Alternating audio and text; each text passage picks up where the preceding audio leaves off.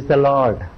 ప్రభువైన యేసుక్రీస్తు శుభనామమున మరొకసారి మీ అందరికీ శుభములు తెలియజేస్తున్నాను. మరొకసారి మీ మధ్యలోనికి దేవుని మాట చేత పట్టుకొని రావడానికి దేవుడిచ్చిన ఈ చక్కటి అవకాశాన్ని బట్టి దేవునికి వందనాలు చెల్లిస్తున్నాను. ఎలా ఉన్నారు? అందరు బాగున్నారా? కష్టంలో, బాధల్లో, నిరాశతో ఉన్నారా? ఎటు తోచలేని స్థితిలో ఉన్నారా? కొన్నిసార్లు కొంతమంది పరిస్థితి ఆధారం లేనట్లుగానే అనిపిస్తుంది. మాకెవరున్నారు? మాకు సహాయం చేసేవారు ఎవరున్నారు? మమ్మల్ని విడిపించేవారు ఎవరున్నారు? మమ్మల్ని ధైర్యపరిచేవారు ఎవరున్నారు? మా కష్టాన్ని చూసేవారు ఎవరున్నారు? నిజమే, ఇటువంటి పరిస్థితి చాలామంది జీవితాల్లో మనం చూస్తూనే ఉంటాం. ఎంతో మందికి ఆధారం లేనట్లుగానే ఉంటుంది.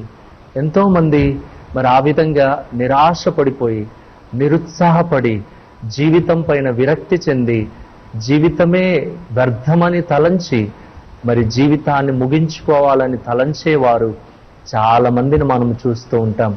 దైవ బిడ్డలారా, ఈరోజు నేను మీకు ఒక శుభవర్తమానాన్ని మీ ముందుకు తీసుకొచ్చాను.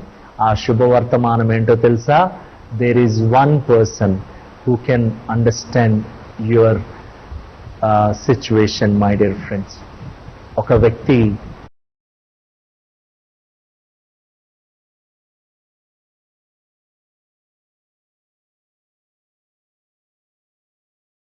మన పరిస్థితులను, మన కష్టాన్ని, మన బాధను గ్రహించగలిగే ఒక వ్యక్తిని నేను మీకు చూపిస్తాను. ఆ వ్యక్తి బాధల్లో ఉన్న వాళ్ళ పట్ల ఎటువంటి ప్రేమ కలిగి ఉంటాడు? ఆ విషయాన్ని ఈరోజు దేవుని వాక్యంలో నుండి మనం చూద్దాం. కీర్తన గ్రంథము 22వ కీర్తన మనము 23వ వచనం, ముఖ్యంగా 24వ వచనాన్ని మనం ధ్యానం చేసుకుందాం. 23 నుండి నేను చదువుతున్నాను. దయచేసి మీ దగ్గర బైబిల్ గ్రంథాలు ఉంటే కనుక తెరిచి చూడండి. ఒకవేళ లేకపోతే శ్రద్ధగా ఈ మాటలు ఆలకించండి. యెహోవా యందు భయభక్తులు గలవార్లారా, ఆయనను స్తుతించుడి. యాకోబు వంశస్థులారా, మీరందరూ ఆయనను గనపరచుడి. ఇశ్రాయేలు వంశస్థులారా, మీరందరూ ఆయనకు భయపడుడి. ఎవరు ఆయన? ఆయన బాధపడువాని బాధను తృణీకరింపలేదు, దాన్ని చూచి ఆయన అసహ్యపడలేదు, అతనికి తన ముఖమును దాచలేదు. అటువంటి బాధలో ఉన్న వ్యక్తి మొర్రపెట్టగా ఆయన ఆలకించెను.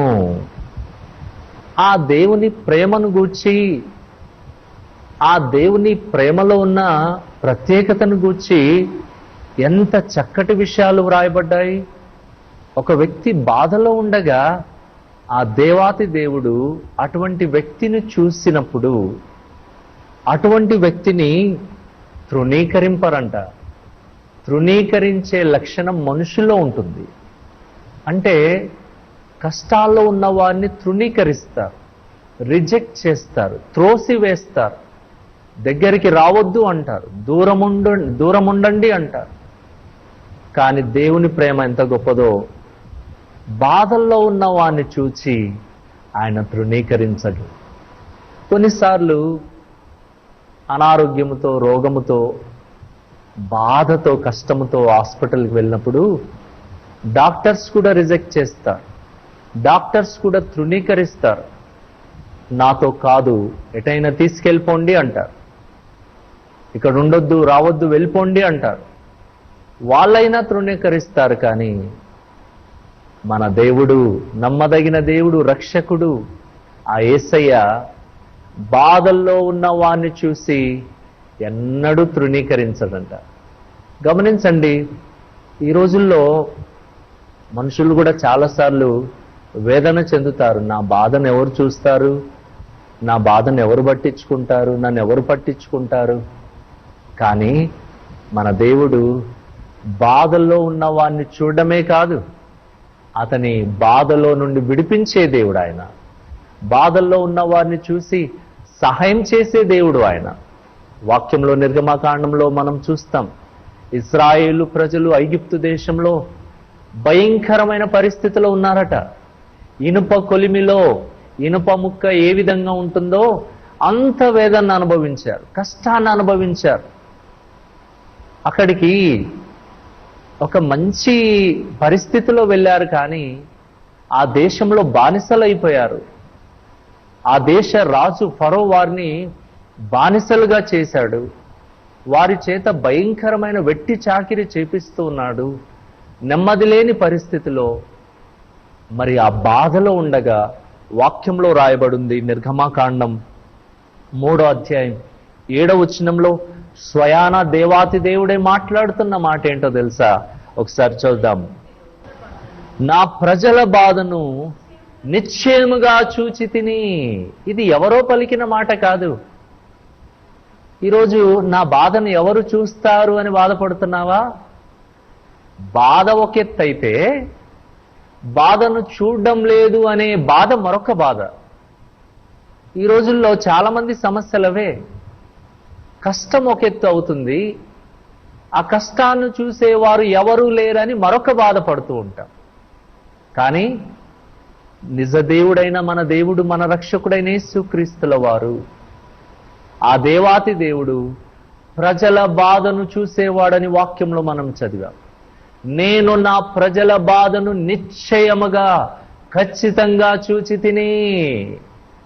నా దేవుడు చూసే దేవుడే కాదు, చూసేవారు చాలా మంది ఉంటారు, కానీ ఆయన చూచుకునే దేవుడు. యెహోవా ఈరే అని అబ్రహాము తన కుమారుడైన ఇస్సాకుతో అంటాడు. నిజంగా గమనించండి దేవుని బిడ్డలారా, ఆయన ప్రేమ మనం మొట్టమొదటి మాటలో మనం చూస్తాం. బాధల్లో ఉన్న వ్యక్తి పట్ల దేవుని ప్రేమ ఏంటో తెలుసా? బాధల్లో ఉన్న వ్యక్తిని తృణీకరింపలేని ప్రేమ. ఆయన ఎన్నడూ తృణీకరించలేదట, ఎన్నడూ కూడా వెళ్ళిపోనలేదు. యేసయ్య దగ్గరికి ఎంతో మంది వచ్చారు, ఎన్నో కష్టాల్లో బాధలతో వచ్చారు. కొంతమంది అయితే బిడ్డలను కోల్పోయి, యాయిరు తన కుమార్తె చనిపోయిందని ప్రభు దగ్గరికి రావడం జరిగింది. కనాను స్త్రీ యేసయ్య దగ్గరకు వచ్చి, అయ్యా నా కుమార్తె దయ్యం బట్టి బాధపడుతుందయ్యా అని వచ్చింది ఆ తల్లి యేసయ్య దగ్గరికి. అయినా యేసయ్య తృణీకరించలేదు, వెళ్ళిపోండి అనలేదు, ఒట్టి చేతులతో పంపలేదు. అందుకోసం ఈరోజు ఎంతో మంది దేవుని దగ్గరికి వచ్చి బాగుపడిన వారు ఉన్నారు. మందిరానికి వచ్చి, చర్చికి వచ్చి, దైవజనుల దగ్గరకు వచ్చి ప్రార్థన సహాయం కోరి ప్రార్థన చేయించుకొని బాగుపడిన వ్యక్తులు ఎంతో మంది ఉన్నారు. దేవుని బిడ్డలారా, ఈరోజు మనుషులు నిన్ను తృణీకరిస్తున్నారా? అందరూ నిన్ను చీ అంటున్నారా? అందరూ నిన్ను చూసి మరి ఎన్నో రకాలుగా, నానా రకాలుగా మాట్లాడుతున్నారా? దేవుని బిడ్డలారా, దయచేసి గమనించండి. ఈరోజు నీకొక నిరీక్షణతో కూడిన, ధైర్యంతో కూడిన ఒక మాట వాక్యంలో నుండి నేను మీకు గుర్తు చేస్తున్నాను. నీ దేవుడు, నిన్ను సృష్టించిన నీ దేవుడు, నీకు జన్మనిచ్చిన నీ దేవుడు, నీవు ఆయనను ఇంకా గుర్తించకపోయినా నిన్ను గుర్తిస్తున్న ఆయన, నువ్వు ఏ బాధల్లో ఉన్నావో, ఏ కష్టంలో ఉన్నావో ఆ బాధను చూస్తున్న దేవుడు. అంతేకాదు, ఆయన నిన్నెన్నడూ తృణీకరించడు.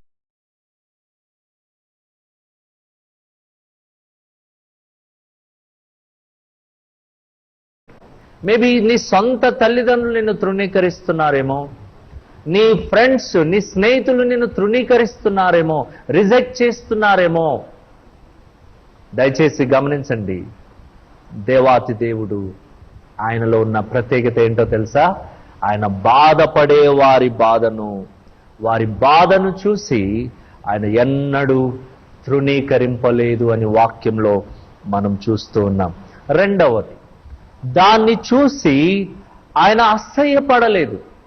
మనుషుల్లో ఉండే రెండవ లక్షణం ఇదేంటంటే, ఎదుటి వ్యక్తిని చూసి అసహించుకునే లక్షణం.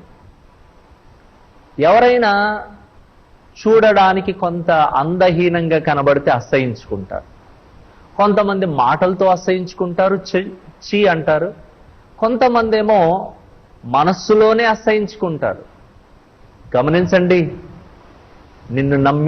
నీవు నమ్మిన ఆ దేవుడు, లేకపోతే నిన్ను సృష్టించిన ఆ దేవుడు, నీవు బాధలో ఉండగా, కష్టముతో ఆయన సన్నిధికి వస్తే, బాధతో వస్తే, రోగముతో వస్తే, లేకపోతే చెడు జీవితముతో నువ్వు ఆయన దగ్గరకు వచ్చిన, పాపముతో ఆయన దగ్గరకు వచ్చిన, లేకపోతే గతంలో ఇష్టానుసారంగా బ్రతికి జీవితమంతా పాడు చేసుకుని కూడా ఆయన దగ్గరకు వచ్చినా ఆయన నిన్ను చూసి అసహ్యించుకునే దేవుడు కాదు. మనుషులు అసహ్యించుకుంటారు. ఎవరైనా శరీరంలో ఏదైనా వ్యాధితో మన దగ్గరకు వస్తే మన ప్రక్కన కూర్చుంటే లేచి వెళ్ళిపోతాం. ఎవరైనా మన ముందుకు వస్తే చూడడానికి అయిష్టపడతాం, ఇష్టపడము. మన స్నేహితులే కావచ్చు, ఎవరైనా కావచ్చు, అసహ్యించుకుంటాం. దేవుని బిడ్డలారా, ఈరోజు నీవు అందహీనంగా ఉన్నా, లేకపోతే నీవు నీ శరీరమందు ఏదైనా అనారోగ్యము చేత, ఏదైనా క్యాన్సర్ వ్యాధి చేత, కుష్టి వ్యాధి చేత, ఎయిడ్స్ వ్యాధి చేత, ఇంకేదైనా వ్యాధి చేత వికారముగా, కొంతమంది మరి అగ్ని ప్రమాదాల చేత కాలిపోయి వికారముగా మారిపోయిన వ్యక్తులుంటారు, తల్లులుంటారు, తండ్రులుంటారు. అటువంటి తల్లులను చూసి అసహించుకునే పిల్లలు కూడా ఉంటారు. దైవ బిడ్డలారా, ఈరోజు నువ్వు ఏ స్థితిలో ఉన్నా, శరీర ఆకృతి కావచ్చు, లేకపోతే నీ యొక్క వ్యక్తిగత జీవితము అసహించుకునే విధంగా ఉన్నా కానీ నా దేవుడు నిన్ను చూసి అసహించుకోడు. బైబిల్ గ్రంథంలో యేసయ్య దగ్గరికి ఎంతో మంది వచ్చారు. శరీర బలహీనతలు కలిగిన వారు వచ్చారు, ఆత్మీయ బలహీనతలు గల వారు కూడా వచ్చారు. ఒక స్త్రీ యేసయ్య దగ్గరికి వచ్చింది. శరీర బలహీనతలు కలిగిన ఒక స్త్రీ 12 సంవత్సరాల నుండి భయంకరమైన రోగముతో ఉంది, రక్తస్రావము కలిగిన స్త్రీ. అటువంటి స్త్రీ యేసయ్య దగ్గరికి వచ్చిందంటే, ఒకసారి లూకా సువార్త 8వ అధ్యాయము 1వ వచనం, దయచేసి 43వ వచనం ఒక్కసారి చదవండి. అందుకాయన, కుమారి, నీ విశ్వాసము నిన్ను స్వస్థపరుచెను, సమాధానము గలదానవై పొమ్మని ఆమెతో చెప్పెను. ఈ రక్తస్రావము కలిగిన స్త్రీ వాస్తవానికి సమాజంలోనికి రాకూడదు, అంటరాని వ్యక్తి. ప్రజలు అటువంటి వ్యక్తిని చూసి వాస్తవానికి అసహ్యించుకుంటారు. కానీ ఈ తల్లి యేసయ్య దగ్గరికి వచ్చింది. యేసయ్య దగ్గరికి వచ్చి ఆయన మీద పూర్తి విశ్వాసముతో, నేను ఆయన వస్త్రపు చెంగు ముడితే చాలు, నేను బాగుపడిపోతాను అని ఆ నమ్మకముతో యేసయ్య దగ్గరికి వచ్చి ఆ వస్త్రపు చెంగు ముట్టింది. యేసయ్య అన్నాడు, ఎవరో నన్ను ముట్టారు, నా ప్రభావం నాలో నుండి వెళ్ళిపోయింది అంటే అక్కడున్న శిష్యులు అన్నారు, అయ్యా ఇంతమందిలో ఎవరో నన్ను ముట్టారు అంటే అర్థమేంటి? ఎస్, ఎవరో నన్ను ముట్టారు. ఎవరో కష్టంలో ఉన్న వ్యక్తి నన్ను ముట్టింది, ఎవరో నన్ను ముట్టారు, నాలో నుండి ప్రభావము వెళ్ళింది అని యేసయ్య గ్రహించి అప్పుడు వెంటనే ఆ స్త్రీ 47వ వచనంలో, తాను మరుగై ఉండలేదని ఆ స్త్రీ చూచి వణుకుచూ వచ్చి ఆయన ఎదుట సాగిలపడి, తాను ఎందు నిమిత్తం ఆయనను ముట్టెనో వెంటనే తాను ఎలాగూ స్వస్థపడెనో ఆ సంగతి ప్రజలందరి ఎదుట తెలియజెప్పెను. అంతవరకు చాటుగా ఉన్న ఆ స్త్రీ ఎప్పుడైతే విశ్వాసముతో యేసయ్యను ముట్టిందో, ఎప్పుడైతే బాగుపడిందో, వెంటనే నేనింకా మరుగున ఉండనవసరం లేదు, నేనింకా చాటున ఉండనవసరం లేదు, నాకు జరిగిన కార్యము నేను మరుగున ఉంచనవసరం లేదు అని మరి సమాజంలో పబ్లిక్ గా ఆ విషయాన్ని తెలియజేసి ఆ స్త్రీ సిగ్గుపడకుండా సాగిలపడిపోయింది. యేసయ్య దగ్గర సాగిలపడి సాష్టాంగపడి తాను ఎందు నిమిత్తము ఆయనను ముట్టెనో వెంటనే తాను ఏ విధంగా స్వస్థపడెనో ఆ సంగతి ప్రజలందరి ఎదుట తెలియజెప్పెను. హల్లెలూయా! ఎంత అద్భుతమైన విషయం! ఈ స్త్రీని యేసయ్య అసహించుకున్నాడా? రక్తస్రావము కలిగిన స్త్రీ, ఆ భయంకరమైన వ్యాధితో 12 సంవత్సరాల నుండి, అంత రోగం ఉంది అంటే ఆమె ఏమైనా ఆరోగ్యంగా ఉంటుందా? ఆమె శరీరంలో ఏమైనా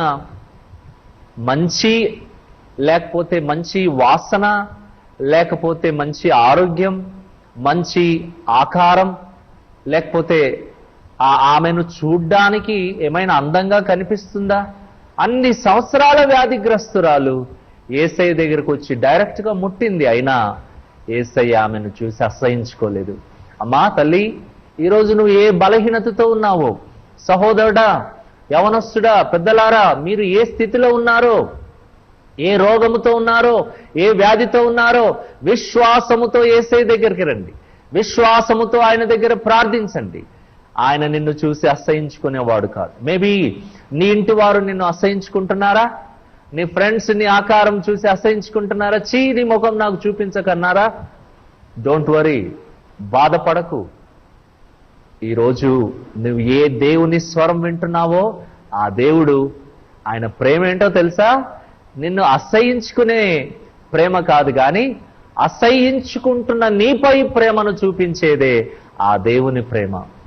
దయచేసి గమనించండి దేవుని బిడ్డలారా, ఈ రక్తస్రావము కలిగిన స్త్రీని యేసయ్య చూసి అసహించుకోలేదు.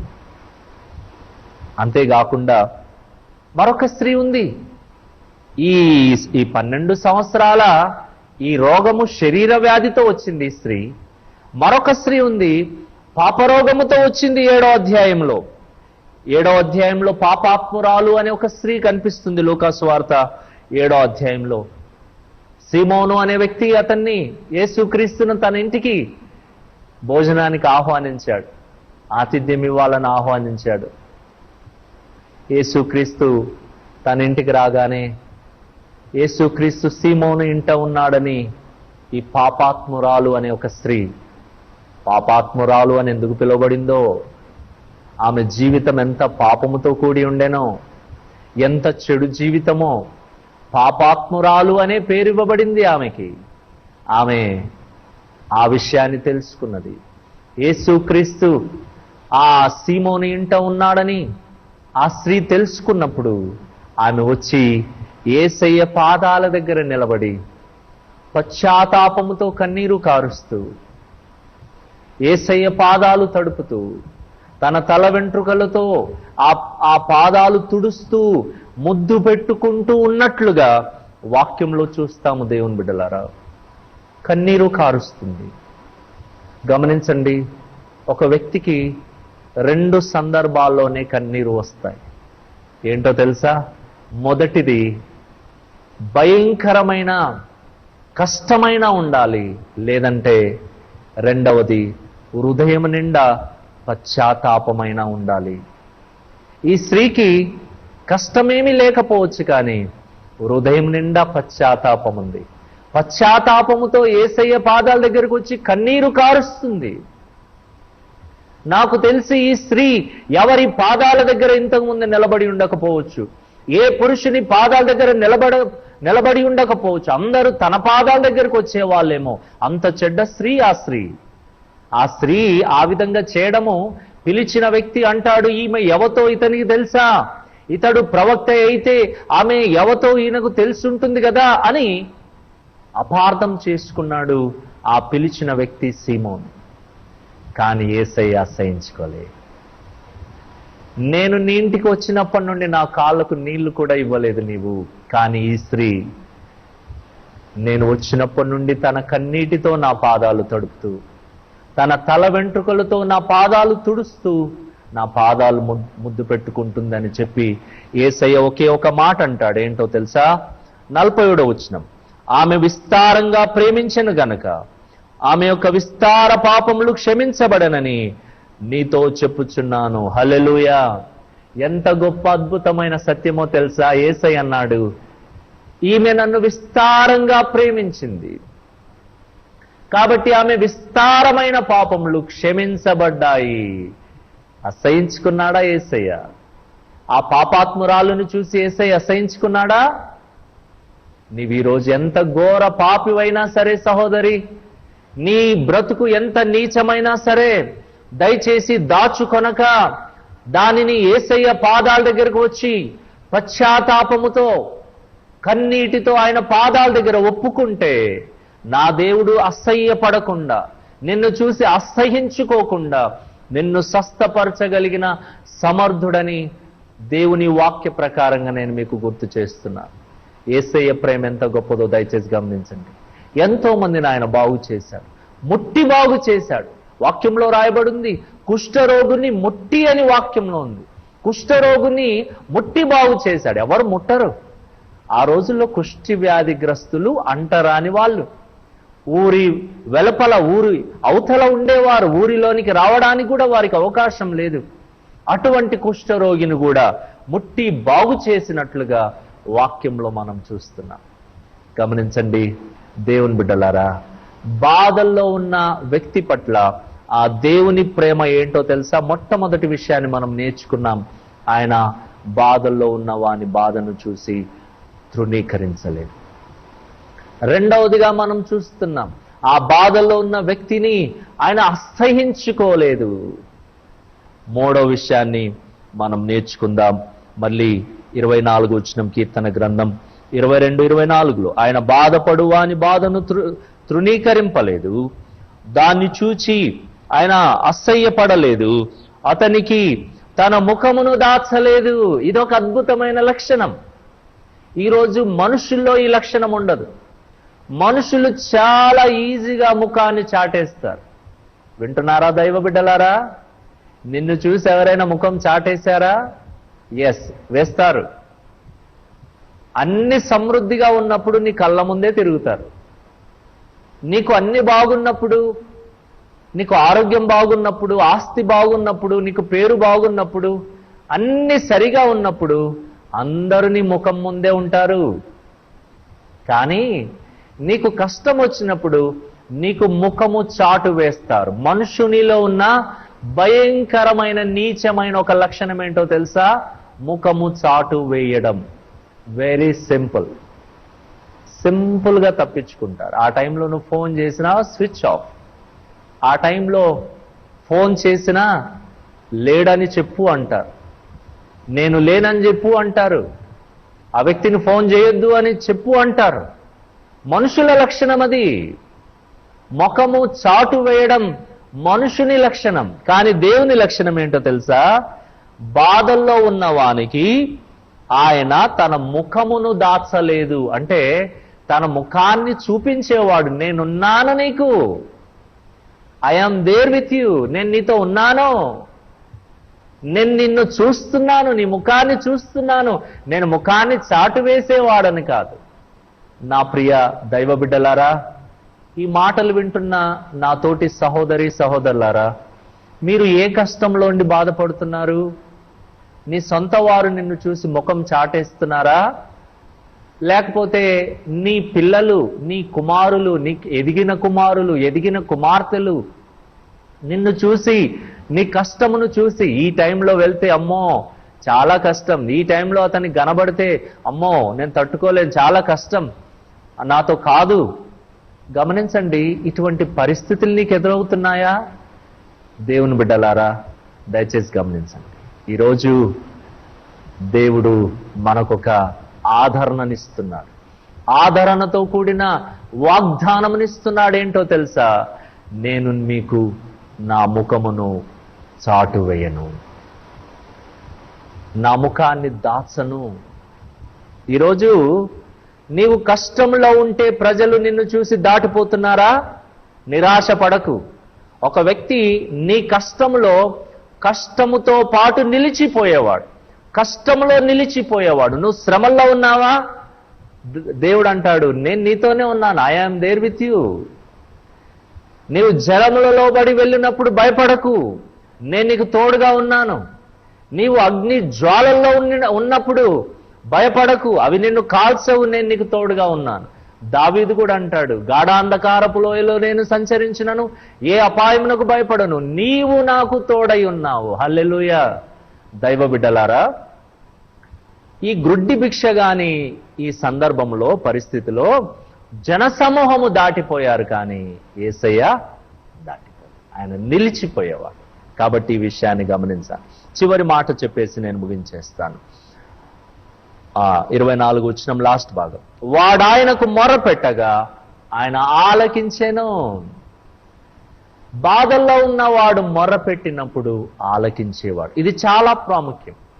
నీవు ఏ దేవుణ్ణైతే నువ్వు ఆరాధిస్తున్నావో ఆ దేవుడు మనవి ఆలకించేవాడు. వింటున్నారా? కొంతమంది ఎంతగానో మొర పెడతారు, కొంతమంది ఎంతగానో మరి కేకలు వేస్తూ ఉంటారు, ప్రార్థనలు చేస్తూ ఉంటారు, కానీ వారి మొరలకు చాలాసార్లు జవాబు రాదు. దేవుని బిడ్డలారా, ఈరోజు నేను మీకు ప్రకటిస్తున్న ఈ దేవుడు మొరను వినేవాడు, స్వరాన్ని వినేవాడు, మన బాధను వినేవాడు, మన కష్టాన్ని వినేవాడు. దైవ బిడ్డలారా, ఇది ఆ దేవుని యొక్క లక్షణం. వాక్యంలో రాయబడింది, కీర్తన గ్రంథంలో 34వ కీర్తన 6వ వచనంలో, ఈ దీనుడు మొర్రపెట్టగా యెహోవా ఆలకించెను. పెద్దవారు కాదు, దీనుడుగా, ఒక దీనుడుగా నేను పెట్టిన దేవుడు నా మొర ఆలకించేవాడు. ఎంత అద్భుతమైన సత్యం! ఈ 4 లక్షణాలు ఆ అద్భుతమైన దేవునిలో ఉన్నాయి. దేవుని బిడ్డలారా, మనుషులలో ఇవి ఉండకపోవచ్చు, లోకంలో మరి ఇతరులలో మనం ఈ లక్షణాలు చూడకపోవచ్చు, కానీ దేవునిలో ఈ లక్షణాలు ఉన్నాయి. నిజ దేవునిలో, ఆ రక్షకునిలో, ఆ యేసయ్యలో ఈ లక్షణాలు ఉన్నాయి. మొట్టమొదటిగా మరొకసారి గుర్తు చేస్తున్నాను, ఆయన తృణీకరించేవాడు కాదు. రెండవది, ఆయన అసహించుకునేవాడు కాదు. మూడో మాటగా, ఆయన దాటిపోయేవాడు కాదు. నాలుగవది, ఆయన మొరను వినేవాడు. ఈరోజు ఈ మాటల చేత ధైర్యము తెచ్చుకో సహోదరి సహోదరులారా. కష్టంలో ఉన్నావా, బాధలో ఉన్నావా, నాకు ఆధారమే లేదు అని నిరాశ చెందుతున్నావా? డోంట్ వరీ, బాధపడకు. నిన్ను సృష్టించిన దేవుడు నీతో పాటే ఉన్నాడు. నమ్ముతావా ఈ సత్యాన్ని? నీ జీవితాన్ని, నీ సమస్యను ఆయనకు సమర్పిస్తావా? ఆయనకు అప్పగిస్తావా? నీ సమస్యలలో ఆయన సహకారాన్ని తీసుకుంటావా? అద్భుతమైన పరిష్కారాన్ని దేవుడు నీకు దయచేస్తాడు. అటువంటి కృప వాక్యాన్ని వింటున్నా మీ అందరికీ దేవుడు దయచేయను గాక. దేవుడి మాటలు దీవించును గాక. ప్రార్థన చేసుకుందాం. నాతో పాటు మీరు ప్రార్థనలు ఏకీభవించండి. మీ కష్టం ఏదైనా, మీ బాధ ఏదైనా ఆయనతో పంచుకోండి. నా దేవుడు నీకు తప్పకుండా సహాయం చేస్తాడు. కన్న తండ్రి, కనికర స్వరూపి, వాక్యాన్ని విన్న నీ బిడ్డలు నాయన తండ్రి, వారు ఏ కష్టంలో ఉన్నారు, ఏ బాధల్లో ఉన్నారు, ఏ శ్రమల్లో ఉన్నారు, ఏ నిరాశతో ఉన్నారు, ఏ నిరుత్సాహంతో ఉన్నారు, ఏ ఆధారం లేకుండా ఉన్నారు, ఈరోజు తండ్రి అద్భుతమైన నీ మాటలు మీరు అందించారు నాయన. మీ ప్రేమ ఎంతో గొప్పదో తెలియచేశారు నాయన. మీ ప్రేమలో ఉన్నటువంటి ఆ ప్రాముఖ్యత నీ బిడ్డలు గ్రహించి నాయన తండ్రి స్తోత్రం, ఆదరణ పొందుటకు, ధైర్యము పొందుటకు నాయన స్తోత్రం, నీ బిడ్డలకు మీ కృప మెండుగా ప్రసాదించమని నీ బిడ్డలు మీ చేతులకు సమర్పిస్తూ మా రక్షకుడైన యేసు క్రీస్తు నామములో వేడుకుంటున్నాము తండ్రి. ఆమేన్, ఆమేన్. వాక్యాన్ని విన్న మీ అందరినీ దేవుడు దీవించును గాక. దేవుడు మీ ప్రతి సమస్యలో విడిపించును గాక. దేవుని చిత్తమైతే మరలా కలుసుకుందాం. అంతవరకు సెలవు. దేవుడు మీ అందరినీ, మిమ్మలను, మీ కుటుంబాలను దీవించి ఆశీర్వదించును గాక. పాస్టర్ జె విజయ్ కుమార్ గారితో రక్షణ ధ్వని అను ఈ ఆధ్యాత్మిక కార్యక్రమాన్ని ప్రతి మంగళవారం ఉదయం 11 గంటలకు మీ నిరీక్షణ ఛానల్లో వీక్షించగలరు. మీరు విన్న ఈ సందేశం ద్వారా మీరు పొందిన ఆత్మీయ అనుభూతిని మరియు మీ ప్రార్థన అవసరతలను మాతో పంచుకోగలరు. మరిన్ని వివరాలకు మీరు సంప్రదించవలసిన మా ఫోన్ నంబర్లు 9177533328, 9963732003. మా చిరునామా independent Baptist church, Narsingi, Medak జిల్లా, తెలంగాణ. మా ఆరాధన సమయం ప్రతి ఆదివారం ఉదయం 9 గంటలకు. మా బైబిల్ కాలేజ్ వివరాలు: సిలోహ్ Baptist Bible college and seminary, Toopran. మా బైబిల్ కాలేజ్ గురించి మరిన్ని వివరములు తెలుసుకొనుటకు మమ్మల్ని సంప్రదించగలరు.